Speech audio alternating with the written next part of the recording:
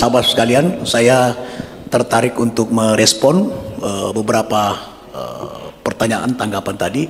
Pertama, saya senang karena yang berbicara penuh dengan semangat dan militan. Ya. UMKM bangkit, koperasi bangkit kalau didukung oleh SDM yang militan. Ya. Pertama, tadi ada yang menyampaikan bahwa tidak ada informasi merata menyeluruh kepada seluruh kadinda kabupaten kota. Memang untuk rakernas pertama ini kita undang hanya terbatas dulu. Kadinda provinsi itu mengikutkan 6 kadinda kabupaten kota. Ya. Yang semula, sahabat sekalian, saya minta kepada steering, Mas Agun dan ketua panitia undang seluruhnya kabupaten kota. Tapi karena soal akomodasi yang mendadak dan sebagainya, kita belum bisa menyiapkan untuk mendatangkan secara keseluruhan. Nah, tetapi di suatu saat ini pasti kita akan undang semuanya ya pada waktunya nanti. Nah, tinggal dipikirkan oleh steering karena ini panitia tetap ini, apakah rekomendasi nanti per pulau, ya misalnya Pulau Jawa kumpul di mana, di Surabaya atau di Semarang atau di Bandung, nanti Pulau Kalimantan untuk lebih efisien. Tapi ada juga informasi bahwa teman-teman itu lebih suka kalau ke Jakarta, ya nanti kita pertimbangkan seperti itu. Nah, yang paling menarik adalah tentang koperasi. Kenapa saya menginisiasi mendirikan Kopmura? Ya. Karena ini diilhami oleh sebuah perhatian dari Presiden Prabowo yang baru ada Presiden Indonesia yang betul-betul menjalankan ekonomi Pancasila, ekonomi konstitusi. Nah, kemudian langsung menindaklanjuti dengan menetapkan Impres nomor 9 tentang pembentukan Koperasi Desa Merah Putih, Koperasi Desa Kelurahan Merah Putih. Itu. Nah, itu adalah merupakan implementasi pasal 33 ayat 1. Nah, saya sahabat sekalian 25 tahun mengurusin koperasi di desa. Ya. Mulai dari manajer KUD, perwakilan Puskut, direktur utama Puskut, ketua umum Puskut, sampai ketua umum induk KUD. Itu. Jadi dari sebuah desa di Pindrang itu tahun 80 saya sudah manajer KUD. Nah, KUD itu gagal di dalam KUD berhasil melaksanakan tugas pemerintah di dalam stabilitas pangan, stabilitas harga, beras gabah, dan menjadikan Indonesia pada tahun 84 itu swasembada beras. Itu karena peran koperasi desa. Tapi KUD gagal menjadi pelaku ekonomi dominan di desa. Itu gagal total itu. Kenapa? Karena semuanya instruktif. Nah, sekarang koperasi desa Kelurahan Merah Putih, pembentukannya itu boleh instruktif untuk membentuk 80 desa. Tetapi proses pembentukan seganjang instruktif. Nah, sekarang semua instruktif. Kalau semua instruktif itu tanda-tanda kegagalan, bukan tanda-tanda keberhasilan. Dan saya sudah ingatkan Pak Menteri Koperasi dalam RDP dengan Komisi 6. Kebetulan waktu RDP itu saya pimpin sebagai pimpinan Komisi 6. Nah, setelah saya melihat itu bahwa koperasi desa ini bagus idenya Pak Prabowo ini, ya. Nanti dia akan berperan di dalam distribusi maupun produksi, ya. Ketahanan pangan, hilirisasi, ya, ketahanan energi, MBG dan sebagainya. Nah, pertanyaannya adalah jangan sampai ini dibuat lagi koperasi yang berbentuk federasi, ya. Jadi ada koperasi Desa Merah Putih itu primer. Kemudian nanti di kabupaten, provinsi ada koperasi sekunder provinsi. Kemudian ada koperasi sekunder nasional. Ya. Ini sudah gagal sistem ini. Struktur seperti itu sudah gagal. Nah, oleh karena itu, karena saya melihat pemerintah tidak mengarah ke situ, maka kita mendirikan Kopmura untuk mengantisipasi supaya Kadin hadir di tengah.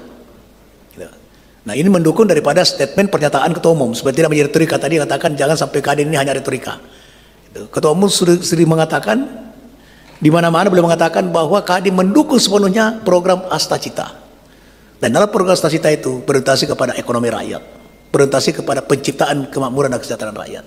Nah, oleh karena itu Kopmura ini kita hadirkan di tengah. Yang semula Kopmura ini saya dengan kawan-kawan semua ini mendirikan itu sampai di desa-desa. Tapi begitu koperasi betul hadir, kita tarik ide itu. Ya. Kita tidak sampai ke desa karena sudah ada koperasi Desa Merah Putih dan Kelurahan. Tapi di kabupaten itu kosong, di provinsi itu kosong, di nasional itu kosong. Nah, disinilah saya berbicara kepada Ketua Umum, Kadin harus isi itu. Itulah kita dirikan Kopmura yang semula idenya sampai dengan desa. Nah, seperti apa tugasnya? Ya, tadi ada yang bertanya bagaimana dirikan koperasi. Nah, kenapa kita hadirkan Kadinda kabupaten kota? Ya, sekalipun masih 6 perwakilan, 6 kadin kabupaten kota, itu adalah untuk dalam proses kita membentuk perwakilan di kabupaten kota, provinsi, nasional sudah ada, karena Kopmura ini adalah koperasi primer nasional. Kita tidak membentuk lagi koperasi sekunder di tingkat provinsi dan kabupaten kota, tapi ini perwakilan. Sehingga hierarki keorganisasiannya itu sistem komando dari pusat. Itu. Dalam segala hal, baik distribusi, produksi maupun ekspor, itu semua dari pusat itu. Nah, dan di Kadinda kabupaten kota ujung tombak daripada Kopmura.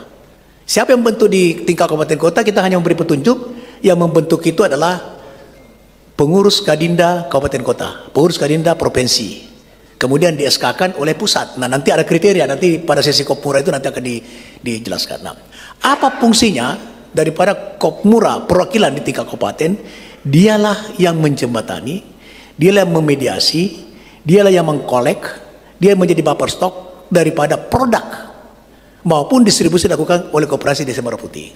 Nah, kalau struktur ini sudah jadi, SDM-nya siap, barulah Ketua Umum akan kita harapkan menghadap sama Bapak Presiden atau kepada Menko Pangan sebagai Ketua Satgas Koperasi Desa Merah Putih untuk memberi peran kepada Kopmura. Dan Kopmura itu siapa? Kopmura ini adalah anggotanya. Yang pertama adalah seluruh anggota Kadin se-Indonesia. Seluruh anggota asosiasi luar biasa. Kadin, itu anggota. Nah, kemudian siapa? 63 juta UMKM, itu sasaran kita. Nah, sehingga simpanan pokok dan wajib sebagai persyaratan undang-undang itu adalah sangat minim.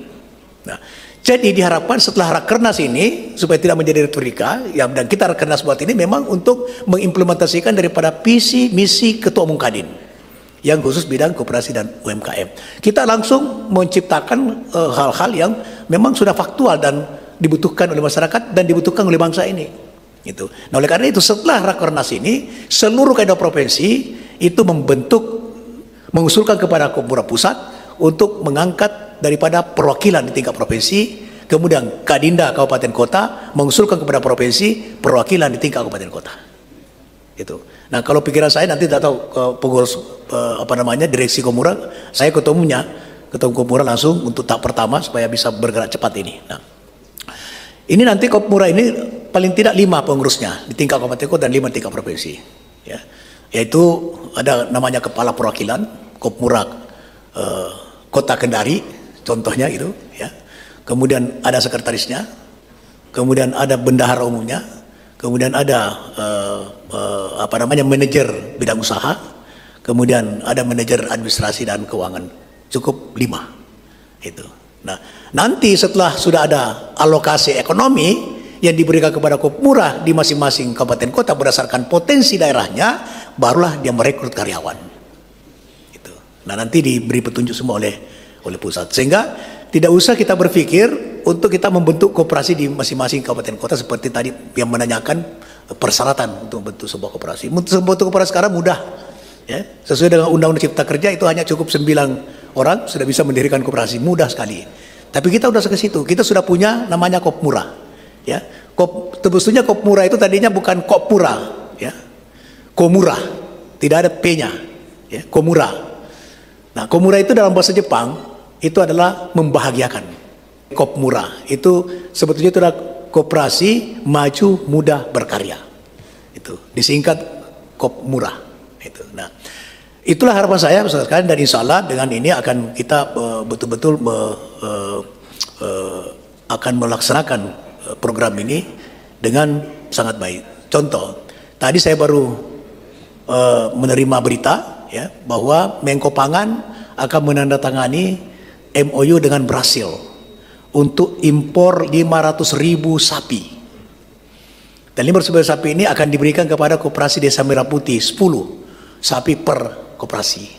Itu. Ya. MBG saja itu sasarannya 80 juta. Anak kita, anak sekolah, ibu-ibu hamil dan lainnya itu. Kalau 80 juta, kalau setiap putre itu, ya, yang tempat makan anak itu telur setengah saja ya, maka itu dibutuhkan 40 juta telur.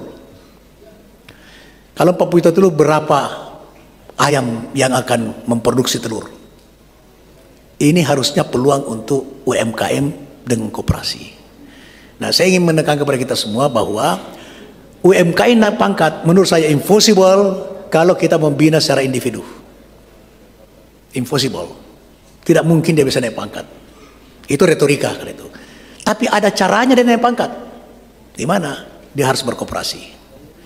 Kalau 1000 UMKM mendirikan sebuah koperasi dan nanti berinduk kepada Kopmura, dia bisa mengelola 5-10 dapur MBG. Tapi kalau sekarang dengan modal 500 juta sampai dengan 2,5 miliar, ya, saya di pesantren saya di Makassar kerjasama Ekopontri ada satu, itu modalnya 3 miliar karena kita buat bangunan yang bagus dan sebagainya itu. Nah, ini tidak mungkin UMKM ini. Usaha mikro tidak mungkin, usaha menengah bisa.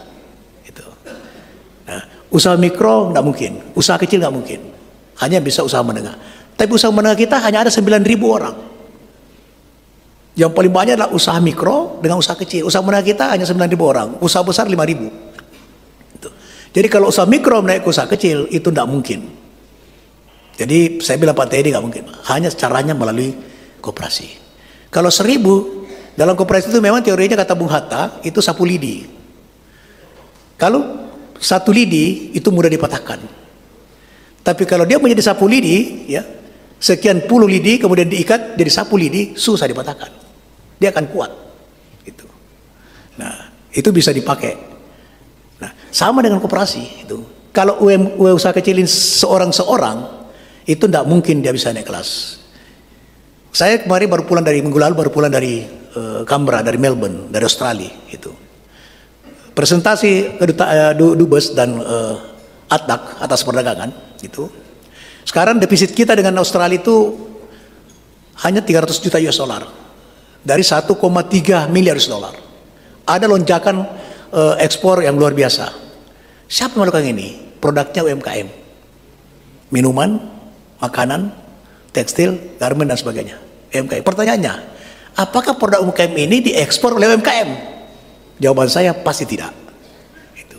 Siapa yang melakukan itu? Pasti pengusaha besar. Tapi seandainya UMKM ini dia mendirikan koperasi, maka dia pasti langsung naik pangkat, koperasi yang mengekspor. Manfaatnya adalah untuk UMKM itu.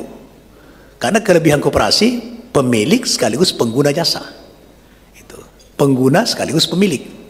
Itu kelebihan. Jadi dia mendapatkan keuntungan 2 kali. Ketika transaksi dengan koperasinya, dia dapat keuntungan. Ketika RAT tahunan, ada SHU, ada keuntungan, dia dapat SHU.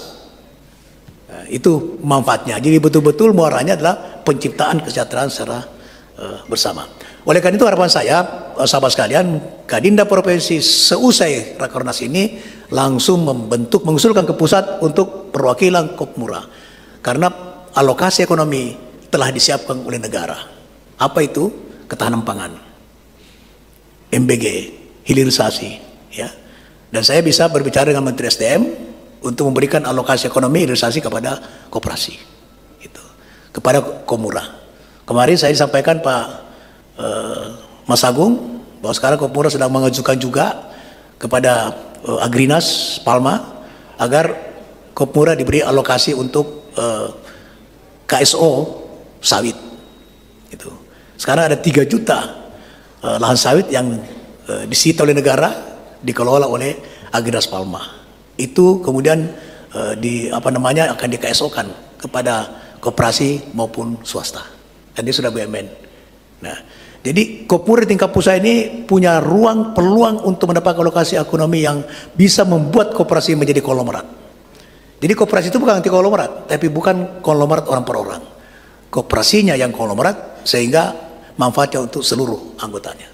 Jadi sahabat sekalian, tentu saya sangat mengharapkan agar supaya betul-betul ini kita seriusi, ya. Saya maklum, saya paham, kita semua pasti punya usaha pribadi, ya. Saya punya usaha pribadi, itu. Jangan merasa bahwa kita tidak mempersatukan koperasi karena usaha pribadi kita terganggu. Tidak. Justru usaha pribadi kita akan bisa berkolaborasi dengan koperasi yang kita miliki. Gitu. Ya, contoh tadi MBG misalnya, ya. Peternak-peternak kita kolaborasi, kita modali, karena koperasi bisa mendapatkan modal. Peternak mungkin susah kecuali kur, ya, yang sangat susah, sangat terbatas, yang tadi disampaikan, ya, persyaratan begitu dan sebagainya. Tapi koperasi ada kemudahan-kemudahan. Ya, misalnya di LPDB sekarang tersedia dana kurang lebih 10 triliun untuk hanya koperasi. Itu. Nah, sehingga akan ada kemudahan-kemudahan itu.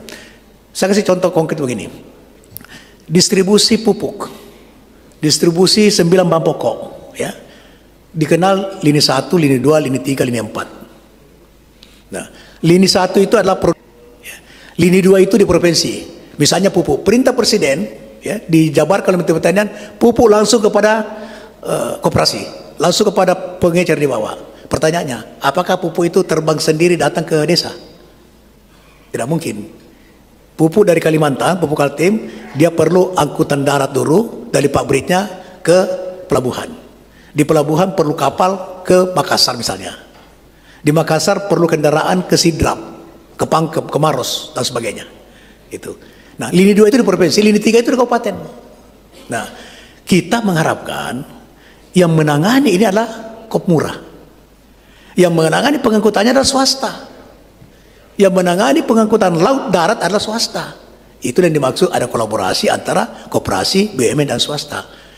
BUMN pabriknya, swasta yang ngangkut, koperasi yang distribusikan. Barulah kemudian di lini 3 kabupaten, di lini 4 adalah koperasi desa Merah Putih. Di lini 1 perlu gudang. Di lini 2, di lini 2 perlu gudang. Di lini 3 perlu gudang.